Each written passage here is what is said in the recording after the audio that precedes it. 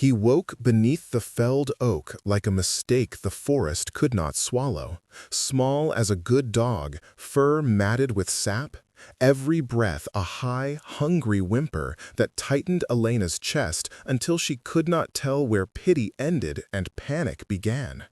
She had never seen eyes like that, translucent, milky, with a hint of green. Eyes that watched her with an old bewilderment, as if the world had pulled a blanket from him and left him blinking into a brightness he could not name. He curled his limbs toward her boot, every motion a plea so utterly human and utterly other that Elena's training as a scientist unspooled at the edges. She pressed a gloved hand to his damp flank and felt the rapid flutter of a heart that was far too little for the creature he ought to become. Wait, before the next revelation unfolds. If this story has already captured your heart, let us know where you're following from. To ensure you don't miss unexpected twists, emotional reconciliations, or new beginnings, subscribe and stay connected. Now, back to the story. The rain had stopped an hour before. The sky was bruised purple beyond the ridge. The stump that had been the oak's crown sat like a hacked-off thought, roots ripped from the moss like someone had yanked a lover away. Elena crouched on the soft loam, smelling the sour bite of sap and the sweeter, leafier tang of crushed fern. She told herself the sensible things she always told herself: document, photograph, collect samples, call Tomas, notify the park office. Yet her voice came out thin and useless in the close air. The infant exhaled, eyes half closing, then opened again, focusing on her like he recognized some contour of a face he had been promised. Elena. The rustle of steps made her pivot. Tomas' silhouette emerged at the edge of the clearing, raincoat dark against a smear of light. He carried his radio like a talisman and had that lean, guarded look park rangers wore. Handsome in a rough way, hair still damp against his forehead, eyebrows knitted with a professional wariness that softened when he saw the small, helpless thing. "Were you the one who called in the damaged oak?" She had not called anyone. The truth, a dozen truths, rested on her tongue like stones. That she had returned to Valia Negra after a decade away, that she had come back for lichens and elders and the comfort of sense that belonged to her childhood. That she had been avoiding the village because of the scandal that had closed the guardianship like a door in her face. Instead, she said, "No, I found it." Tomas crouched slowly, ranger's posture of respect toward animals from valley and wood. He looked at the infant, then at Elena. The tilt of his head asked a question he didn't trust his radio to answer. "Looks like a juvenile. Bigfoot?" He forced a small, skeptical laugh. "This is not... Elena, this is folklore." Elena's mouth was dry. She had believed in folklore only as material, text, song, practice to be recorded, a pattern to map. Up to this morning, myth was data. She cataloged it. But the infant's pulse under her palm was a fact that insisted on being more than data. "I don't know what it is," she said. The lie was partial truth. She did not know how to classify him anymore. She did not know whether to reach for the kit in her pack or for something older that lived in the quiet places of her memory. "You should call the office," Tomas said, voice low. "If word gets out, researchers will swarm. Developers will make a case." His eyes flicked to the stump, to the clear tracks leading away toward the logging road. "And if something's been hunting them—" "If it is," Elena interrupted, urgently, "we can't bring a swarm into the beechwood, not now." She had to make him see. She had to make him understand the stakes beyond headlines and grant money, the old songs that had kept rain where it belonged, the covenant whispered at harvests, the stories in which the forest freed its breath on the village only when the guardian was fed. These were not the stuff of peer-reviewed papers, but they were the pattern that had kept Valia Negra alive for generations. She saw Thomas's jaw tighten. He believed in keeping people and nature separate, in maps and boundaries, not in bargains inked in lullabies. "There's more at risk than a sighting," she said. "If something's broken the lineage, if the heir is gone or hurt, the forest might change. Our wells, our crops, you know the stories." He stared at her, measuring. "You're telling me this because—" Because she was the last of the guardians. Because she had sworn never to practice again. Because the scandal that had expelled her family from the circle still sat smoldering in her ribs like an ember she kept hidden beneath her skin. "Because I grew up here," she said finally, words scraped like bark from a living tree. "Because my grandmother used to hum to the saplings. Because there are old rites, small things, herbal poultices, songs, that mean more than their words. I'm not a superstitious woman, Thomas, but I—" She looked down at the infant. His mouth opened in a wordless, hungry plea, and Elena felt, with an animal immediacy she could not explain, that the thing the forest needed might be held in the hollow of her own hands. He swallowed. The radio at his belt crackled, an exact modern sound in the hush. He glanced at it and then back at her, his features softening with concern that had nothing to do with Gaeta. "If you think you can help him, we can do it carefully, but we have rules.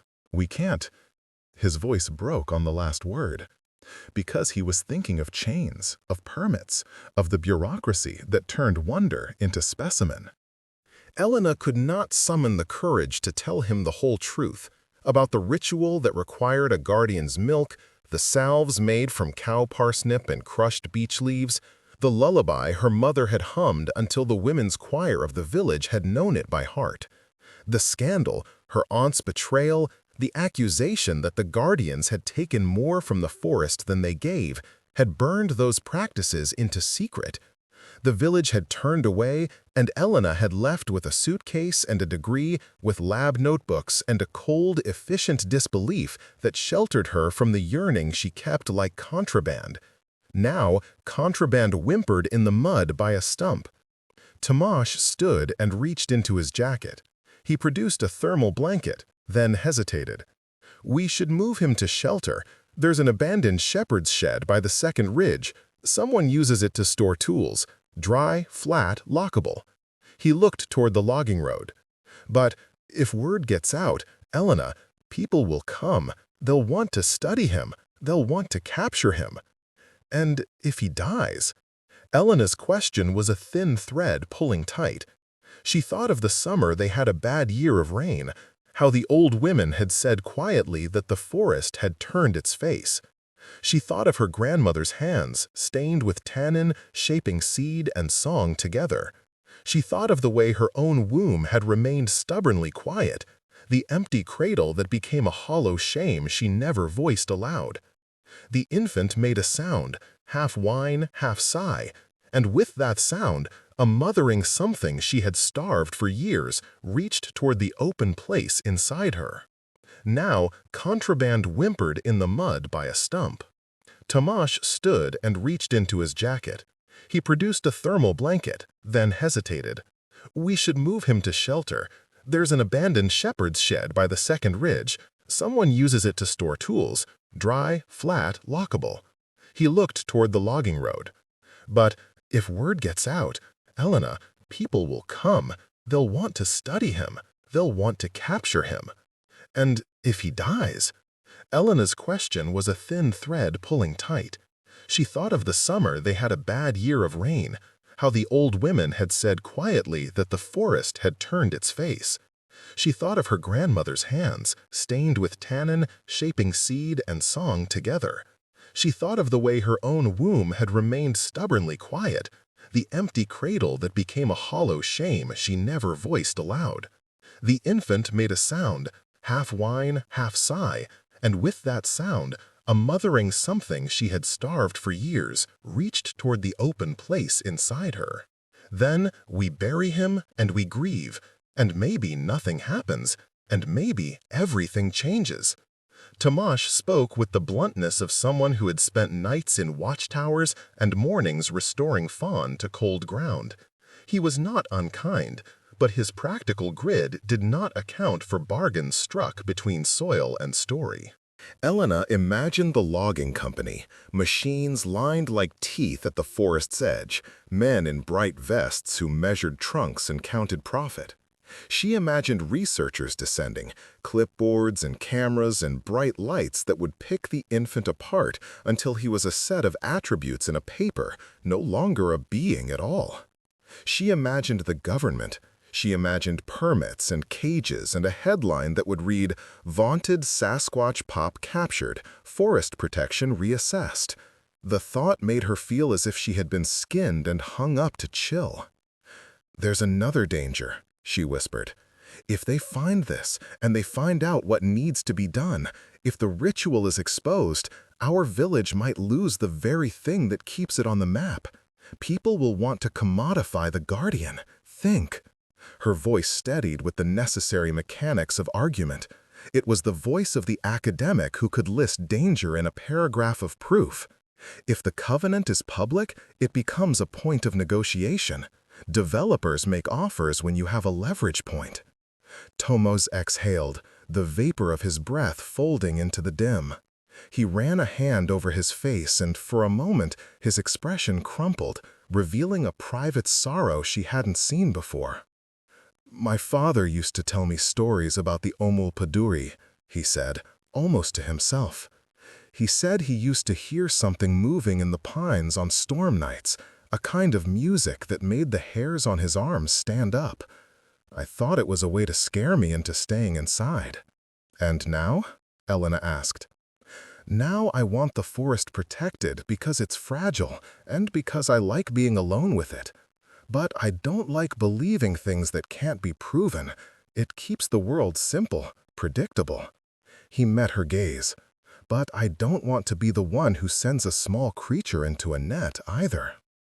They moved together through a world of flattened ferns and snapped twigs, an awkward alliance made of necessity. Elena's pack scraped her hip with the tools of her trade, field guides, vials, a small thermos. In the shed, the air smelled of old wood and sheep dung and something else, pine pitch and the faint trace of an old lullaby. She set the infant on a folded blanket and unwrapped her gloves, watching his small chest rise and fall like a fragile bell. He reached a paw toward her, a soft question, and she answered the way she had not allowed herself to answer for years, by leaning in until the scent of him, a compote of damp fur, sap, and something green, filled her nostrils and no longer felt alien. Tomas stepped back and leaned against the doorframe, radio still silent. In the dim, Elena could see his hands, calloused, the knuckles freckled by sun, and the steadiness in his jaw that belonged to someone used to making the right calls under pressure. That steadiness would be both an asset and an obstacle in the days to come. He would want to protect the infant by keeping him alive on the map, by bringing in authorities if necessary. She would want to protect him by keeping him unrecorded, by claiming a secret that had nothing to do with science. Both intentions were tender, both were dangerous. She rested her forehead against the creature's damp skull and felt something unnameable uncoil inside her. It was not just the blood memory of lullabies. It was a yearning knitted of the exile that had hollowed her, an ache she had labeled as failure and buried beneath citations and fieldwork. The infant sniffled, a small, contented sound like a child deciding sleep felt safe for the first time. Elena closed her eyes and for a moment let herself be only a woman who would not let a baby freeze because of old judgments. The decision settled in her bones, like frost turning to water. She would do what her family had done for generations, no matter the scandal that followed. She would feed the forest's heir. Outside, the sky thinned, and a sliver of moon found its way between branches. The world beyond the shed hummed with the low engines of the logging road, the faint echo of human commerce that had never entirely left the valley. Elena listened to that distant hum, and then to the infant's even breathing, and felt the magnitude of the choice she had made. It was not only about feeding a small, hungry life. It was about stepping through a door she had slammed shut long ago, and about whether the door on the other side would be open or trap her in a darkness she could not leave. She swallowed hard against the memory of her mother's eyes the day the village turned away, the quiet grief that had hollowed the kitchen where lullabies used to rise. The scandal had been a rumor grown fat on gossip, a night of whispered accusations and the thud of cupboards closing. They had said the guardians had taken more than they deserved, that they ate the yields meant for the people, that their rituals were selfish charms. Elena remembered how her grandmother's hands had trembled the last time she set a bowl at the table. The memory was a weight she had been avoiding by burying herself in data and distance. Now, with the infant's warm, insistent presence between her palms, the weight shifted, no longer something to be avoided, but something that might, finally, be placed in a different balance. She thought of guardianship as a contract, fragile as a spiderweb, that both bound and kept safe. To feed the heir was to accept the contract again, with all its obligations and dangers. Around them, the forest seemed to hold its breath. The beech leaves shivered as if attentive, as if awaiting her answer. "Do you know how?" Tomas asked quietly, breaking the hush. She looked up at him. In the lamplight of the shed, his face was its honest self, clear, practical, afraid. "I remember," she said. "It's more than milk. It's herbs, touches, a melody. My grandmother taught me once. It's dangerous to explain." Tomas gave a short laugh that was almost a sob. "Then we keep it secret, for now. We hide, we feed, we watch." Elena nodded, and when she reached for the old small tin at the bottom of her pack, the place she had never thought she'd touch again, her fingers brushed the edges of a life she had tried to let go of.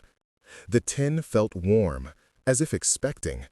She opened it and let the smell of dried leaves and lemon rind rise between them, and the shed filled for a heartbeat with the memory of a song she had not sung in 10 years. The first note trembled in her throat. The first note trembled in her throat and then steadied, a thin ribbon of sound that made the shed air soft. She did not know if the melody would work on sap and bone, but she had no other map. She cupped the infant with reverence that felt like prayer and began to hum, at first uncertain, letting the memory find its way through the scattering of years.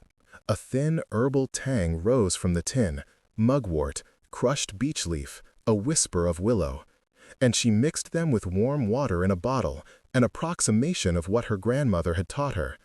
Herbs to soothe the stomach, bitterness to open the ducts, a touch of crushed yarrow to steady the spirit. Each motion was both science and superstition. Elena found that she liked the way her hand still remembered the shape of certain leaves, the pressure to bruise and release their scent. It was as if muscle memory had kept the ritual alive while she had argued it to death in seminars and peer reviews. Tomas watched, the radio silent at his hip, his arms folded like a man trying to hold himself together. He was trying, she could see, to make space inside his mind for both the empirical record of a creature and the human urge to cradle. "If anyone sees you going into a locked shed with that," he began, but his voice trailed. There were too many uncertainties to finish the sentence. He took off his jacket and draped it over a chair, an act that was almost domestic, and Elena felt a small, fierce gratitude. It grounded her in the present, a child, a shed that smelled of hay and old wood. Outside, the forest moved on its own old music, indifferent and vast. She fed the infant a weak, sweetened mixture first. Her grandmother had told them that the Homo paduri's young took in the forest before milk, that they drank things that tasted of moss and shade. The creature lapped uncertainly, then more eagerly, the sound small and eager. Elena let herself watch his face as he ate. His eyes closed in short, stunned intervals, and then opened again with the bewildered concentration of someone learning to be in a world. When he finished, he curled into her arms like a thing who had been given a promise and believed it. "You're really going to do this?" Tomasz asked. And the question had layers: practical, ethical, private. Elena recognized his fear, how quickly the human impulse to catalog could become violence. He had spent years defending the boundary between human curiosity and animal vulnerability. Now he had to reconcile that boundary with an intimacy that looked, to his training, dangerously like complicity. "I am," she said, "but we have to be careful. I'll need to nurse him if he takes human milk. The ritual requires closeness, and there are herbal salves to apply. There's risk." She did not say the part she felt in her chest, that the ritual would open a door inside her that had been barred. She felt something like a bell inside her, long silent, beginning to ring. Tomasz ran a hand through his damp hair. "What kind of risk?" "Exposure," Elena said. "If word leaks, we lose the secrecy that keeps the balance. If the ritual binds the forest to human care again, then people will demand terms. And, personal risk, my family was ostracized for these rites. If they learn I performed them, the village will remember why my name left the square." She met his eyes and let him see the threadbare edges of her courage. "But if we don't try, if he dies, then all of those risks are nothing because there's nothing left to protect." He was silent for a long time, the kind of silence that listens. Outside, a branch scraped a soft rhythm against old wood, and the moon moved like a slow coin. He swallowed. "When I was a child, I used to wander sometimes," he said. "I'd go where the path swallowed the light. Once I found an old woman who had a pouch of crushed chestnuts and some kind of ointment. She smelled like smoke. She told me not to tell anyone because people with money would take what she knew." He smiled without humor. "I think I grew up thinking history is a collection of things we hide and only let out when it's convenient." Elena wanted to tell him everything then, how the guardians were supposed to be invisible, how they fed not for show, but because feeding was an act of covenant, an acknowledgement that humans and wood had obligations to each other. She wanted to say that nursing the heir was not merely about filling a belly. It was a sacrament that bound a lineage, and once broken, the old agreements frayed. But she hesitated, the old shame a cold hand on her spine. The village had once called her family thieves and charlatans. Her aunt had sold a secret to a journalist in a moment of bitterness that had unspooled everything. The memory of those angry, huddled faces at the edge of the square hardened in her throat like a dried berry. Instead of confession, she told him, in fragments, "There are rules. You don't bring devices. You don't let strangers see. You keep it small. You stop the machines if you have to." It sounded like a plan in her head, partial and fragile, like a raft made from a few logs and rope. Tomasz nodded. He would be the one to go outside, to watch the road and the ridge and the logging crew. He would be her defense and her conscience. Night deepened. Elena hummed lullabies between feeding sessions, old lines in a language that had been softened by 1,000 mouths. The infant slept sometimes, his small body melting into her lap, and in those hours she felt the fierce, ridiculous tenderness of someone who had not expected to mother and yet had her hands full of it. She thought of the cradle she had never made, of the empty corner of her apartment in the city where silence had grown like mold. Here, amid sap and pine pitch, she found a different kind of filling. Not the tidy fulfillment of a plan, but the wild, dangerous satisfaction of stewardship.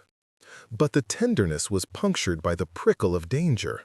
At dawn, the sound of equipment on the logging road would become inevitable. Men with clipboards, with chains, with assurance that wood was worth more than superstition. Elena could already picture the suits who would stand at the forest's edge, measuring, calculating the yield with merciless eyes. The knowledge made her hands small and tremulous as she prepared salves and rearranged blankets. Each preparation was a prayer disguised as pragmatism. Herbs steeped and wrapped, songs rehearsed until they were right beneath her lips, a map memorized of secondary paths leading out in case they had to move. Tomas rose from his chair and checked the latch on the door, remembering, as if the gesture were ancient, to leave a small stone under the threshold to muffle any telltale cracks. "I'll watch the road," he said. "I'll try to stay out of sight and keep anything curious away. If anyone comes, I'll say I was out night patrolling." He paused then, the weight of a private thought pressing forward. "If we get caught and they take the infant, I won't help them." There was an intimacy in the way he said it, an allegiance that reached past rules into moral territory. To be trusted by a man who had once been merely an object of professional respect was to lay herself bare, to allow him to hold her secret like a fragile bird. She thought of the scandal that had ruined her family, and how it had begun with a betrayal. Someone had wanted profit more than covenant, and the memory made her throat close. They slept in turns. Elena kept the infant close, her body a hearth. Tomasz kept watch through the small window, his silhouette a dark cut against the slow, silvering sky. When the first engines of dawn came up like a distant animal, Elena felt the forest inhale with her, as if the trees themselves were readying for a verdict. She dressed quickly, the cloth of her jacket smelling of herbs and night air, and they moved in careful choreography. Feed, soothe, wrap, shift, listen. Each step was a negotiation between hope and exposure. At breakfast, an imitated meal of stale bread and tea, Elena and Tomasz made a plan that sounded both absurd and viable. They would create a false trail, a set of misleading signs to point investigators toward an old quarry miles away. They would plant tracks not of the infant, but of deer and foxes. They would remove electronic traces, hide the shed. Elena thought of the librarian who had once taught her how to conceal books in hollowed walls, and felt a small private satisfaction. Deception felt like protection when applied to life. "You think this will work?" Tomasz asked, spoon hovering over a tin of beans. "It might," Elena said, "or we'll be laughed at, or arrested, or worse. But it's better than doing nothing." She looked at the infant, now awake and humming a little, a noise that tugged inside her like a small, persistent hand. "I have something else, too," she admitted. "Old women in the village still sing certain lullabies on festival nights. They've forgotten the words mostly. They think it's children's nonsense. But if I can coax them, quietly, if I can get one or two to hum the old tune when the time is right, it will help. The forest listens to more than one throat." Tomas considered the suggestion. "We'd be asking them to collude in secrecy." "We are already asking them to collude in saving a life," Elena countered softly. "You asked yourself whether you could let a small creature go into a net. This is the same. We ask because this is precious." He nodded. The word precious landed between them like an heirloom. They had both come to the forest with different priorities, mapping and conserving, and now they found themselves mending for something less tidy, a covenant of care that did not fit neatly into charts. It demanded improvisation, moral risk, and the willingness to believe in things that could not be quantified. Outside, the day brightened, and the logging road thrummed with distant activity. Elena felt the pressure of it like a physical thing, the knowledge that the valley's future would be argued over by men who did not understand lullabies or hunger. She wrapped the infant again, feeling the heat of him against her pulse, and for a moment imagined the future that might come. A cleansed forest, a returned balance, old rituals folded into quiet respect. Then she chased the dream with practical tasks, securing the shed, tying down the window, drawing down the shutters. They were not safe. There were too many ways to be found out. A neighbor's passing glance, the curiosity of a hiker, the beep of a drone, a mistake. The pressure of it changed the atmosphere between them, molding their fleeting trust into something more durable. Tomas became less of an emblem of the state and more of a human being who could be depended on, and Elena felt the slow thaw of a loneliness she had worn like armor. In his company, she realized that exile had not only been about the village's rejection, but also about hiding from the possibility of being held. She found herself sharing small, disarming stories. A childhood memory of her grandmother pinching a leaf and laughing, the scent of milk on linen in the summers of her youth. He told her of his mother stitching patches on his jacket, of nights he had cried alone over a dying fawn. Little confessions, gentle give and takes, braided them together in a way that felt curiously like family. By the time the sun cut through the beech canopy into a lattice of light on the shed floor, their plan was imperfect but alive. They would feed and hide, cultivate allies in the village, and keep the infant off any map. Everything beyond that horizon remained mutable and terrifying. Still, they had agreed to a common purpose. A risk shared is a weight halved, someone had once told Elena. And as Tomas stepped out to check the ridge, she felt the truth of that old proverb in the steady rhythm of her breath. When the door clicked softly behind him, Elena cradled the creature and hummed anew, stronger this time, the lullaby threading through her like water. The infant answered with a small, urgent noise and pressed his head to her chest, seeking and finding. In that contact, a tide of feeling rose. The fear and the courage tangled together into a single resolve.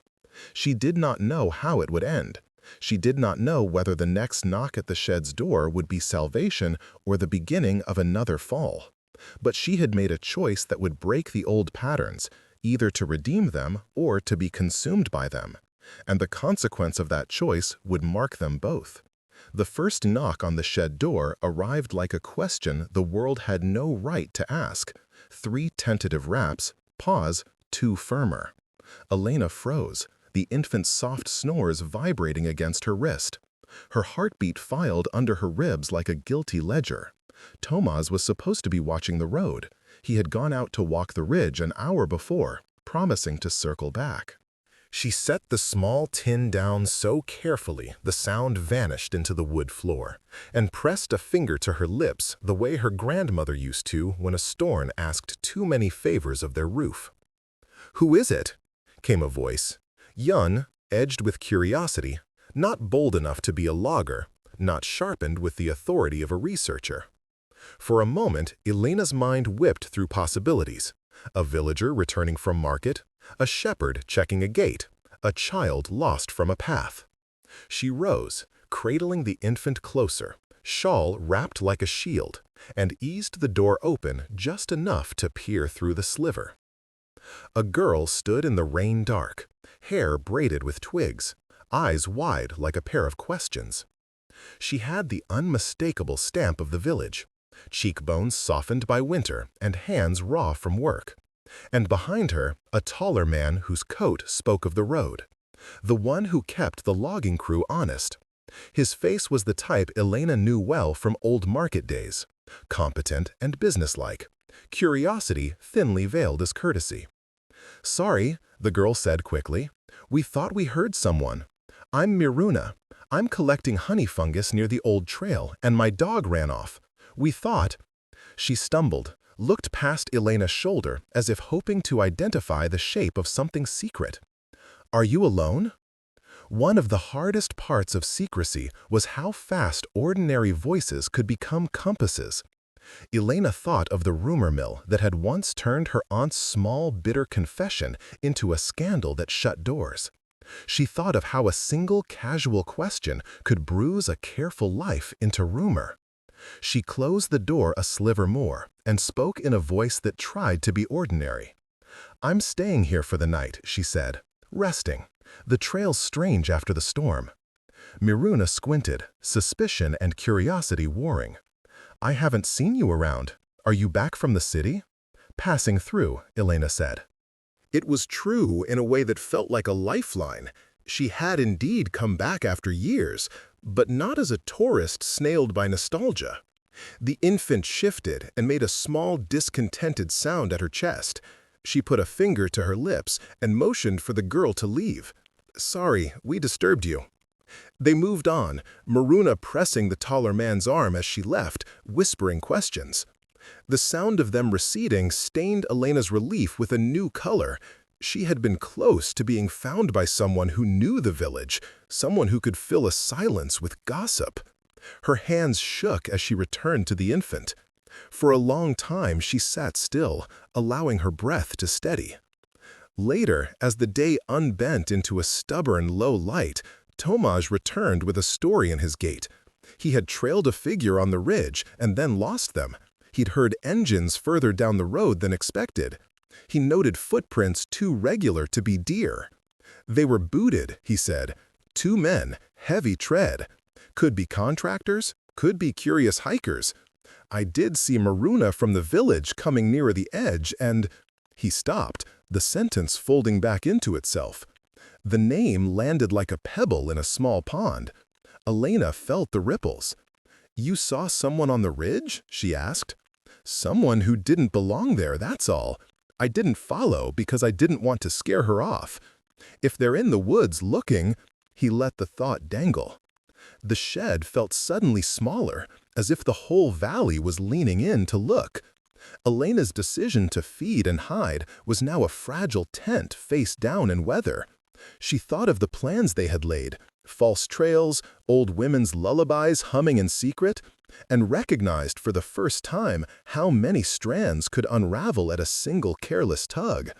Secrecy was not simply absence of eyes, it was the presence of decisions made in silence, hearts aligned like the signposts of a map only they could read. They fortified the shed the best they could. Tomasz nailed a loose board over the window and left a false footprint pattern trailed with careful skill into the moss, leading away from any likely passers-by. Elena wrote down names of women she could trust, those who still hummed in the evenings and remembered how to bruise a leaf. The list was short: 2 old women who had held the songs like coins in a fist, a midwife who still held knowledge of barks and bruises.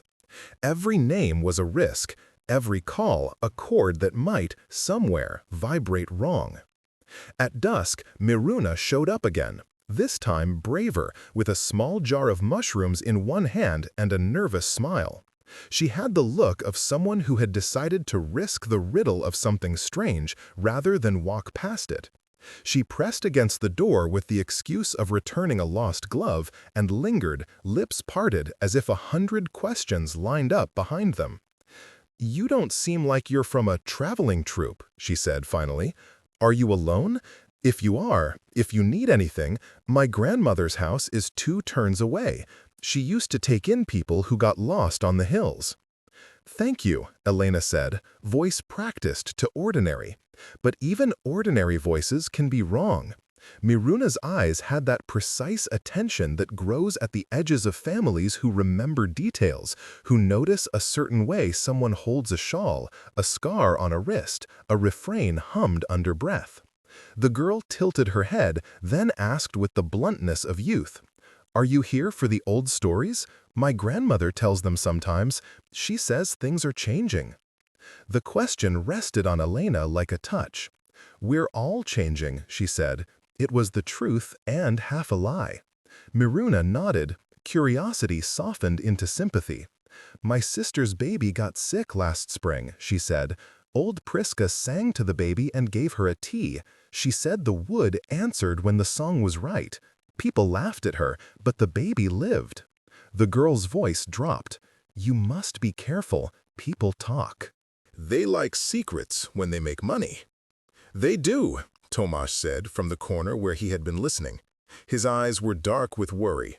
Not the clinical concern of an officer of the park, but the thing more visceral that comes when favorites of the landscape are threatened. "How well do you know Maruna?" he asked afterward, quietly. "Tight as a thread," Elena answered. "Young, but her grandmother's old, and old women remember what we've stopped saying." That night, gifting them a temporary lull, the infant shifted in his sleep and let out a whimper that had the whole shed leaning toward him. Elena woke, doing what she had been taught by generations and not taught by labs. She sang. The melody was softer now, enriched by practice, and the small creature answered, a mouth like a secret opening to the world. They both slept in fits, and when the lullabies wore thin, Elena lay awake thinking of the worst-case horizons. Researchers with clipboards and cameras, logging firms with their ledgers, and above everything, the treacherous possibility of betrayal. She had barely spoken of the scandal that once ate her family's name. The memory of her aunt's bargaining, selling a small, private story for a promise of money, had taught her how sharply the world could weaponize those who kept secrets. Betrayal had a taste she could still feel, metallic and bitter. She thought of who among the village might be bought, who might mistake the infant's existence for a ticket out of hard winters. The forest's covenant had always depended on honor, and now honor was a thin fabric against a wind that carried coin. The first fracture came not from outside, but from within the fold of trust. Miruna, who had seemed harmless, had borrowed a needle from Elena to stitch a tear in her cloak. In the night, when Elena rose to fetch water, she found the needle gone and a thread too neatly cut in the hem. It should have been nothing. Small, childish thefts happen in villages, pockets pick and hearts are greedy, but it felt like an omen. Had Miruna pried curiosity into commerce? Had someone else seen her come and slipped a coin into her palm to keep watch? Elena confronted Miruna at dawn, the infant asleep and warm at her breast. "Did someone give you anything?" she asked, not accusing, but looking for truth the way a midwife looks for symptoms. Miruna's face folded. She pressed her small hands together. "I took a coin once," she admitted, voice small. "A man on the road said he'd pay for news of something rare. He said he wouldn't tell if I kept quiet. I was curious. I thought maybe if I had a few coins, I could help my sister." Her eyes brimmed with a shame too large for her face. "I took it, and then I remembered my grandmother's rule. We don't sell the breath of the woods." The revelation landed like a rock. Elena's breath left her slow. Betrayal, she recognized, did not always wear the coat of malice. Sometimes it came wrapped in basic human need. Miruna had not intended harm, perhaps. She had intended survival. The forest's covenant, ancient, binding, hooked not only to moral choices, but to the scaffolding of poverty. The line between keeping a secret and selling it could be paper-thin when coin was a necessity.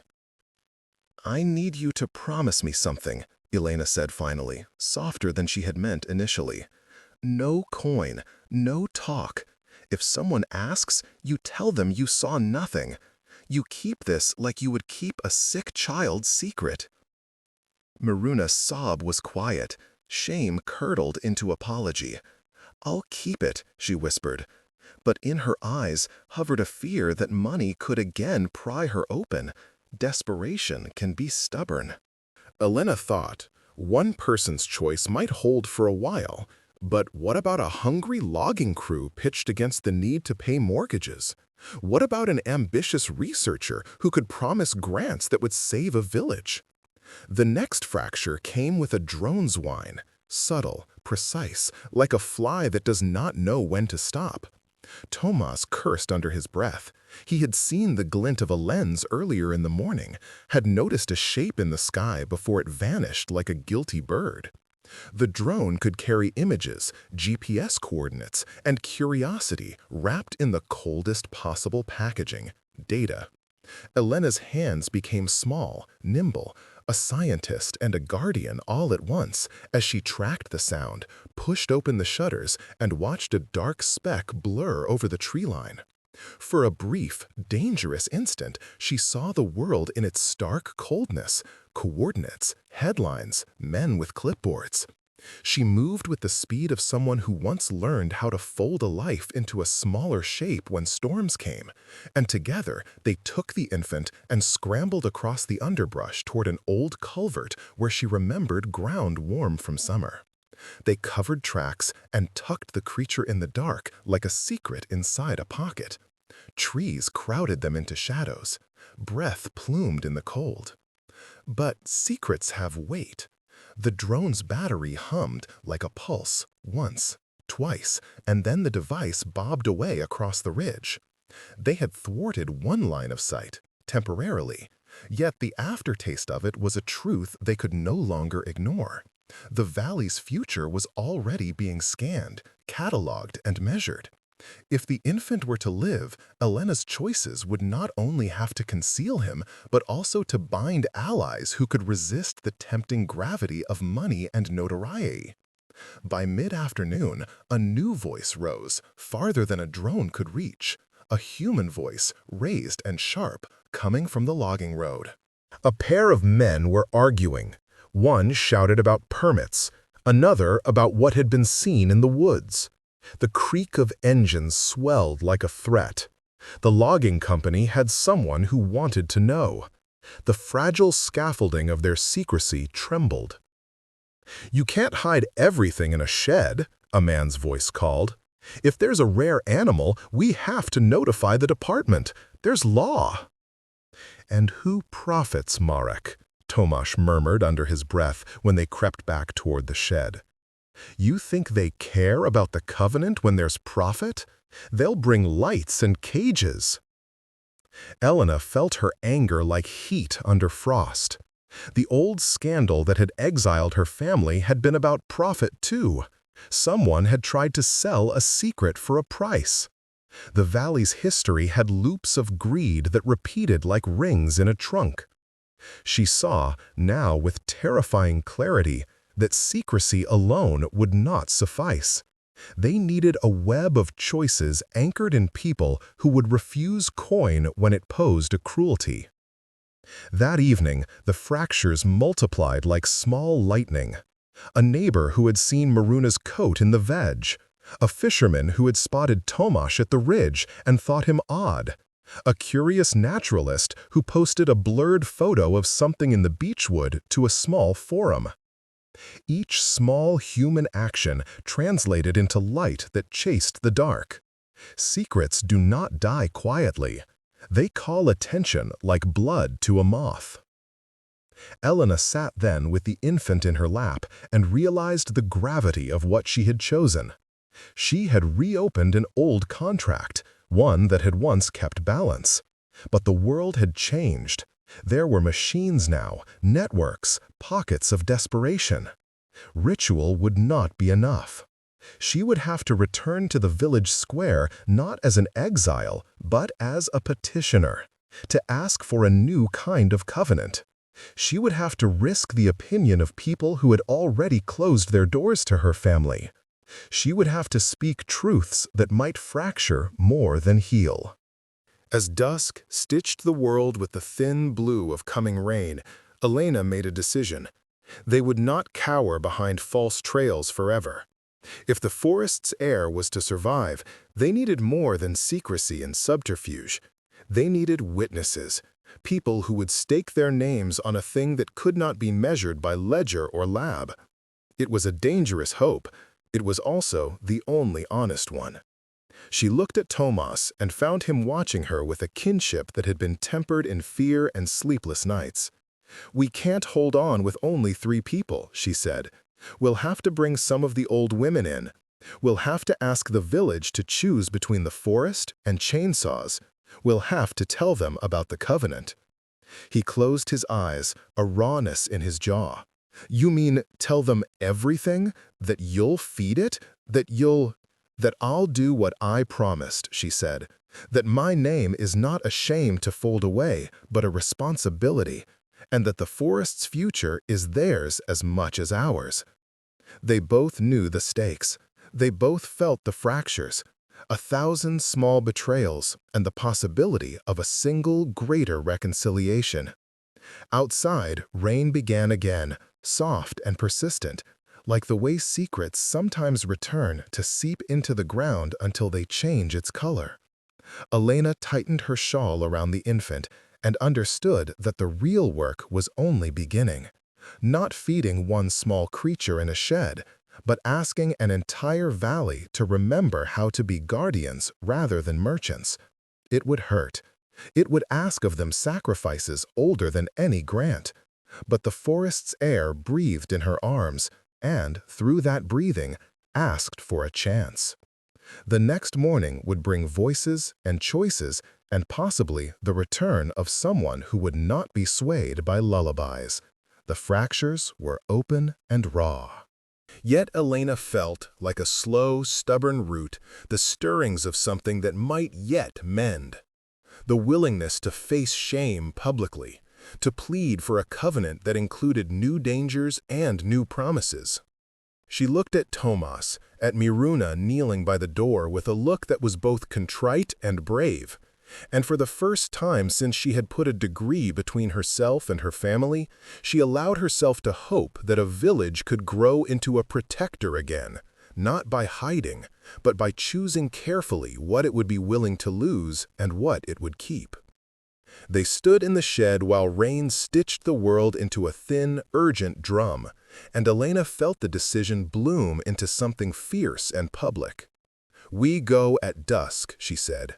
"We call Priska and Anna, only them. We bring 2 or 3 who remember the words. We ask the village to watch with us at the old well.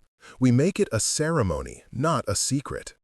If people see us tending the air, they might choose to protect rather than sell."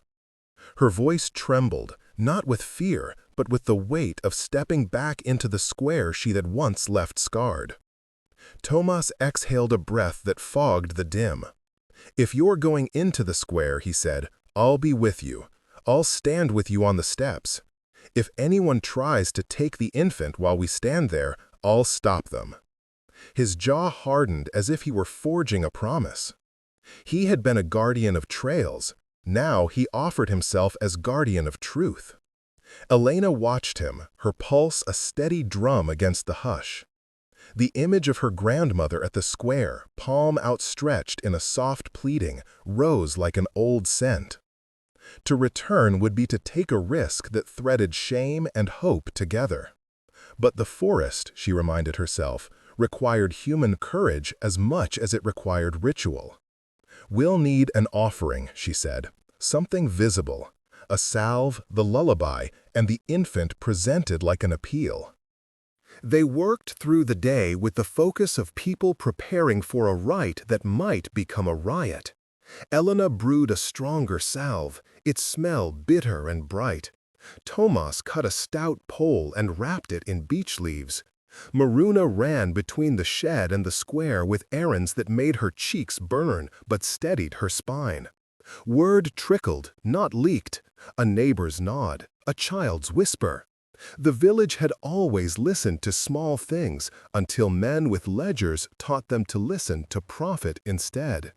Now Elena felt fingers of old trust reach out, tentative and thin, like new shoots after frost. At dusk they walked together, a small procession under a sky that had the hush of a held breath. Elena carried the infant banded in a shawl. The creature's translucent gaze flicked between faces, taking in the texture of human worry. Tomas walked close, his hand unobtrusively near the pole. Miruna kept step like a young sentinel. Behind them came Anna and Priska, old women who wore their knowledge like armor. They had been invited because they remembered the songs and because, secretly, they had kept, in jars and chipped bowls, the herbs Elena needed. The square held a handful of people, market stall frames empty, a dog nosing at the well. But when Elena stepped onto the flagstones, a hush spread like oil. Faces turned. The scandal's ghosts rustled in the corners of many brows. She felt every old judgment land upon her shoulders, but she held the infant higher as if presenting a small, pleading son. "This is the heir of the forest," she said, voice lifted not in defense but in entreaty. "If he lives, the beechwood breathes for us. If he dies, the well may fail. We ask you to choose." A scoff rose at the back, a man who measured trees with a ledger. "Is this a joke? Animals don't make bargains." "They do, when we do," Priska said, stepping forward, her voice thin but steady. She began the song, one Elena had not sung in a decade, and the country air took the melody like rain. Other voices joined. Anna's, then Maruna's hesitant hum, then a handful of women who remembered the words like riverbeds. The square filled with a sound that stitched the present to a braided past. The infant stirred, head turning toward the music, and in that moment Elena saw something ancient uncoil in his small, translucent eyes, a recognition like a plant turning to light. Marek from the logging road pushed through the crowd, face flushed and red with the heat of argument. "You can't just parade a thing like that," he said. "If it's rare, it belongs in the department's care." Tomas stepped between him and Elena, the ranger's authority recalibrated into something personal. "We asked the village first," he said. "If you want to take this to a department, go through us. But you will be answering to the people here." His voice was a line cut through the small thunder of commerce.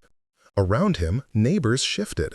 Some looked doubtful, others curious, and a few, older folk who had seen the valley through many dry seasons, looked like people who had been waiting for someone to speak. Elena felt fear and a wild relief in the same breath. She could lose everything in the next minute, but she could also watch a village choose differently. She set the infant on the flagstone, hands steady, and laid a small dish of salve beside him. The old women circled and offered herbs and a soft pressure to the creature's small flanks. Elena sang the lullaby, while the women chanted in low harmonies. The air changed, a taste of salt and sap, wind soft as a hand. Marek moved to grab his phone to call the company, but a chorus of disapproval rose. "Not here," an elder said. "Not on the square. We will decide." Others nodded. The ledger man hesitated, confronted by a community's sudden collective will. Tomas's held gaze met his and held him back. Then something happened that Elena had not planned on and had not permitted herself to hope for. The infant shifted, lifted his head, and made a small, clear sound, less a whimper than a syllable, and a breeze sighed through the beech leaves as if the forest itself exhaled. Water in the public well shimmered. Someone at its edge clapped a hand to their mouth. A child laughed, astonished. The trees seemed to lean nearer. Silence broke into a kind of stunned prayer. People looked not at the strange creature, but at one another, seeing in each face the possibility that ancient things could still answer modern pleas. The ledger man paled, his argument thinned to something like disbelief. Marek stepped back, the machinery of commerce stalled by an older measure more binding than paper. Elena felt her chest open like a door. The shame that had hung around her family's name did not vanish, but it softened into possibility. She had risked the square and been met not with a mob, but with a fragile choosing. Tomas reached for her hand then, not in possessive claim, but in an offering. He would stand beside her as witness. She squeezed back, and it felt like the beginning of a repair. That night, after the crowd dispersed with conversations low and tremulous, the Council of Women agreed to guard the secret in exchange for measures from the village. Limits on logging, a small fund to support families so they would not be tempted by outsider coin, and a promise to teach the lullaby to the next generation in secret. The bargain was imperfect and raw, but it was consent, and consent was new mercy. Tomas and Elena walked back to the shed under a sky strewn with wet stars. He stopped and turned to her, the moon painting his face with honest light.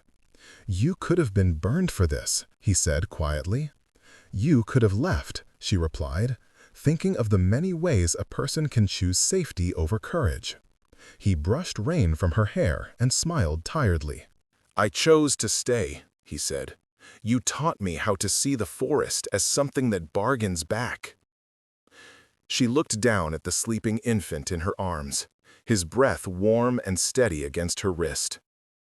In his small, improbable life, she had found a claim on the valley and on herself. She had stepped into her family's hurt and turned it toward care rather than concealment. The village would hate her again in places and love her in others. It was a messy, honest geography she could live in. They paused at the edge of the beechwood. The trees sighed in a language she could almost name, and Elena felt, like sap rising in spring, the sense of covenant restored, not perfectly, but enough. She kissed the infant's brow, a small, treacherous sacrament, and felt the old lineage's answer, not as a mandate, but as a promise. We will remember, and in remembering, we will keep. Tomas put his hand on her shoulder, steady and warm. Whatever comes, he said, we'll face it together. She leaned into him, the shelter of his steadiness an unlooked-for grace. Around them, the beechwood breathed, patient and vast, and for the first time in years, Elena believed that a small, starving life had become the hinge not only of the forest's fate, but of her own redemption. Dawn came the way old promises do, slowly, with a patience that outlasts fear. The village woke to birds and the low, steady murmur of people making small choices. Milk scooped for a child, a cartwheel repaired, a lad sweeping a stall. Elena walked the path from the shed to the square and felt each footfall like an offering. The infant, swaddled against her chest, slept with a mouth that remembered sunlight. Tomas walked beside her, vigilant and oddly gentle, a man who had learned to keep his hands still when a miracle needed room. At the well, neighbors gathered cautiously, some out of curiosity, others because they had been invited, and a few because the forest had always felt like kin. Anna and Priska sat on the stone, hands folded, their faces mapped with winter and forgiveness. They watched as Elena set the infant down on soft moss and sang the lullaby once more. The note hung in the air and gathered people like moths. Marek from the road stood at the edge, ledger closed in his fist, and slowly the hardness in his mouth softened. When the well water trembled and a breeze moved through the beechwood as if the trees were leaning in to listen, conversation thinned into an attentive hush. A child stepped forward and touched the infant's tiny hand, and when the touch met that translucent, green-tinged eye, something like recognition passed between species and village. People began to speak not as judges but as neighbors, offering food, time, a promise to stay away from contracts that would sell the woods. The covenant was fragile and new, made of choices rather than laws. That night, the council agreed to guard the rights quietly. A rotation of watchers, limits on fellings, a small mutual fund to tide families through lean months so the lure of outsiders dimmed. Elena stood before them and felt shame and pride braided together. She spoke honestly of exile and of how grief can hollow a lineage or teach it to bend. Tomas offered to train young men as rangers who would answer to the village first. Maruna vowed never to trade a secret for coin again. Her face was bright with relief and shame intertwined.